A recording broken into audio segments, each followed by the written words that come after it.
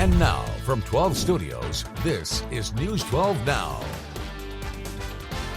Welcome to News 12 Now for Thursday, September 19th. I'm Annette Campbell.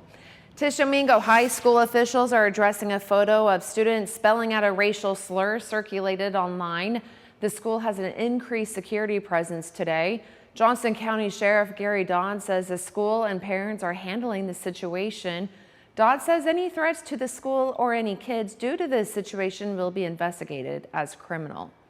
In a statement today, Superintendent Brandon Moreland called the photo an extremely poor decision and said racism of any kind is never accepted at the school. He also apologized to the students, families, and the community.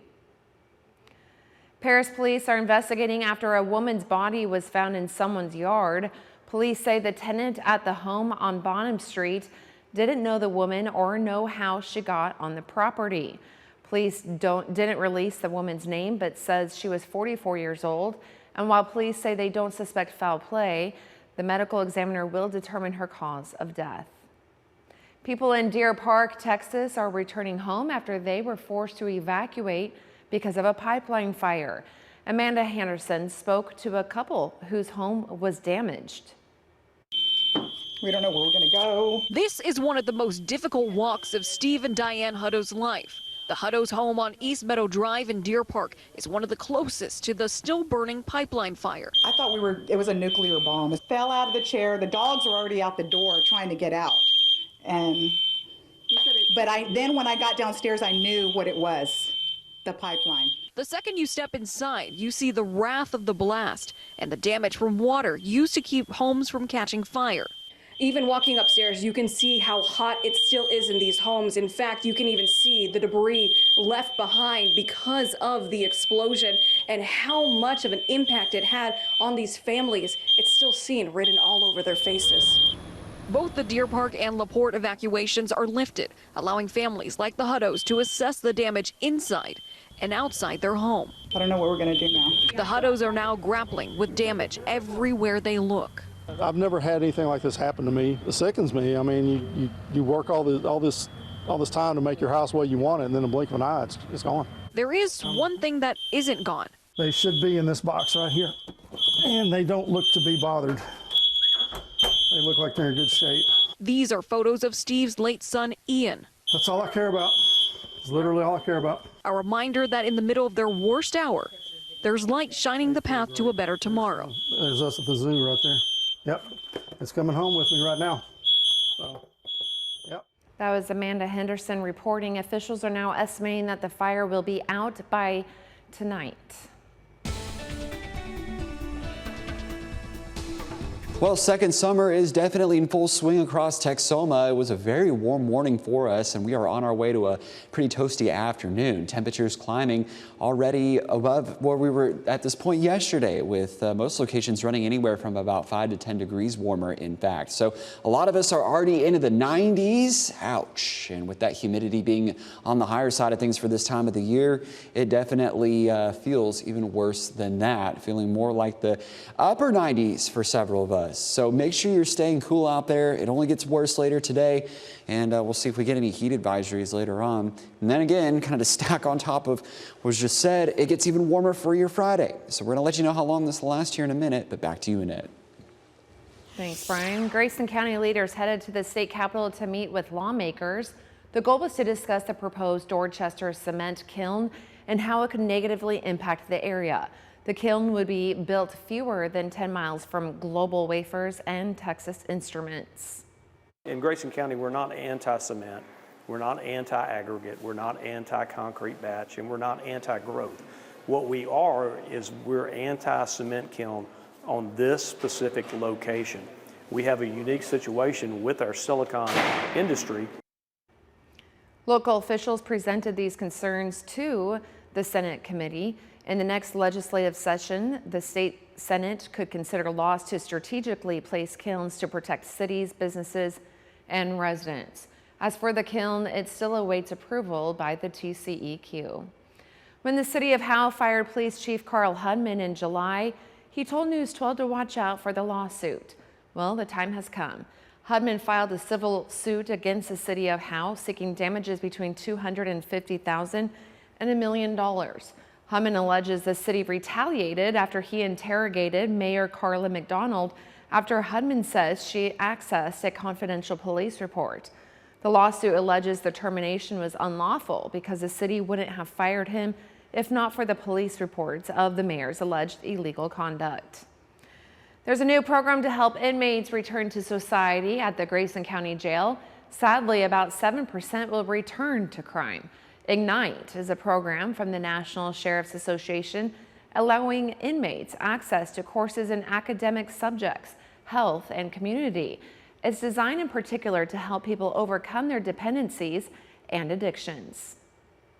This program embodies our commitment to not only enforcing the law, but also giving individuals the opportunity to transform their lives while they're in the county jail. The sheriff's office hopes this will give folks behind bars a better chance to find jobs and live successful lives. The El Paso district attorney is reassuring the public the city is still a safe place. Those comments come after state leaders said El Paso was ground zero for the Venezuelan gang Tren de Aragua. Now, Tony Gutierrez has the details. That needs to be clear. El Paso is not ground zero for TDA activity. El Paso District Attorney Bill Hicks says Tren de Aragua is in El Paso, but the city is not infested with their gang members. ABC7 had previously reported the now closed Gateway Hotel was allegedly housing members from the Tren de Aragua. Hicks says that's not why the county sought to close the hotel. There were another numerous violations that relate directly to the running and operation of the hotel. DA Hicks says identifying Tren de Aragua members is difficult. They don't follow a lot of the same patterns that we've seen in other gangs that we're more used to dealing with. They just have a very different mentality. They operate differently. As we reported this week, Texas law enforcement officers will work to create a database to help identify the gang's members. Hicks says it is likely some took part in riots at the border this spring where many migrants were detained. It is also possible there were a great larger number of TDA gang members simply by who we're looking at. A large number of Venezuelan men in military age coming across at one time. Hicks says 2 people charged in connection to the riots are confirmed Tren de Aragua members. He says his office will take all necessary measures to disrupt the Tren de Aragua. We're coming after TDA. We're going to continue to protect our community the best we can and with all resources available. That was Tony Gutierrez reporting. Hicks says other parts of the U.S. are also seeing the activity, including Dallas, Houston, and Colorado. In Texas, the El Paso Zoo is helping 2 baby spider monkeys who were rescued from traffickers at a U.S. port of entry a few days ago. Authorities say this is a reminder that wildlife trafficking remains a major problem and poses a threat to ecosystems and some species. The vets and care staff at the zoo are giving the monkeys age-appropriate food and a warm enclosure. The 2 monkeys will be returned to their natural habitat in Mexico once they're rehabilitated. Vice President Kamala Harris is getting some high-profile campaign help today from Oprah Winfrey, and former President Donald Trump rallied with supporters in New York, where a series of close congressional races could decide which party controls the House in January. Former President Donald Trump back in deep blue New York, an unlikely battleground. It's the worst kept secret in America. The battleground state for the House of Representatives is New York.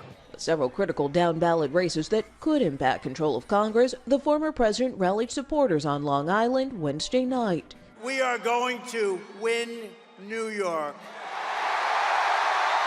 Security was in force as Trump is now receiving the highest level of protection on par with that of a sitting U.S. president, according to Secret Service. He recounted the latest apparent assassination attempt at his Florida golf course. Thankfully, our outstanding Secret Service agent, and they are outstanding,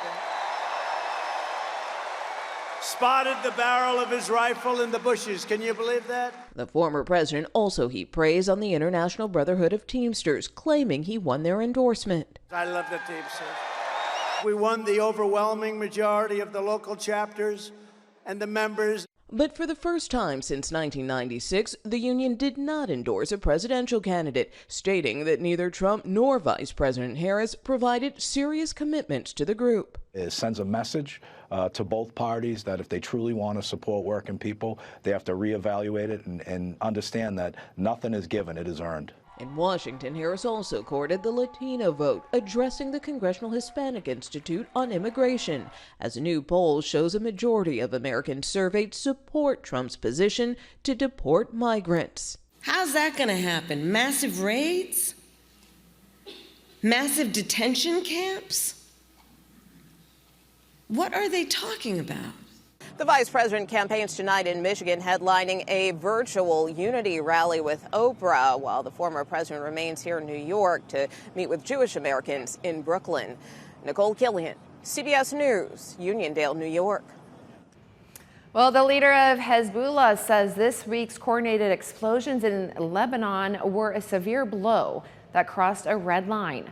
On Wednesday, walkie-talkies used by members of the Iran-backed group blew up a day after a similar but larger attack involved pagers. And now Hezbollah blames Israel. Bradley Blackburn has the latest from New York. Hezbollah launched new strikes in northern Israel Thursday following this week's shocking coordinated attacks in Lebanon, targeting the Iran-backed group's handheld communication devices. On Wednesday, a funeral in Beirut for 4 victims of Tuesday's pager explosions quickly turned into a scene of terror after walkie-talkies carried by Hezbollah members suddenly detonated. The explosions were once again simultaneous. Health officials say the combined attacks have killed dozens and injured thousands in this latest escalation in tension in the Middle East. I think this is preparation of the battlefield for an Israeli military operation over the next few weeks to a month or so of going into southern Lebanon and trying to push Hezbollah back north so that tens of thousands of Israelis who have not been able to return to their homes since October 7th can go home. Questions remain about exactly where the pagers and walkie-talkies were made. CBS News has learned a Taiwanese manufacturer, Gold Apollo, authorized a Hungarian company to use its logo to produce the pagers sold to Hezbollah. But in a statement, Hungary's government said the company was only a trading intermediary with no manufacturing site. Security analysts believe the apparent shell companies could have been part of an elaborate front by Israeli intelligence. On Wednesday, Israel's defense minister announced a new phase of the war, saying forces from Gaza are now being moved to the northern front. But Israel hasn't commented directly on the attacks in Lebanon. Bradley Blackburn, CBS News, New York. U.S. officials said the U.S. government and military had no role in the device attacks, but CBS News has learned that the U.S. did get a heads up from Israel about 20 minutes before the operations began in Lebanon on Tuesday, though there were no specific details shared about the methods to be used. We'll be right back. Thank you for watching today's News 12 Now. Make sure to subscribe so you find out why Texoma turns to us. You can also follow us on Instagram and Facebook, where you'll see more social media exclusive content. Want more News 12 Now? Watch us live every weekday through the KXII app on your phone or TV and through our website.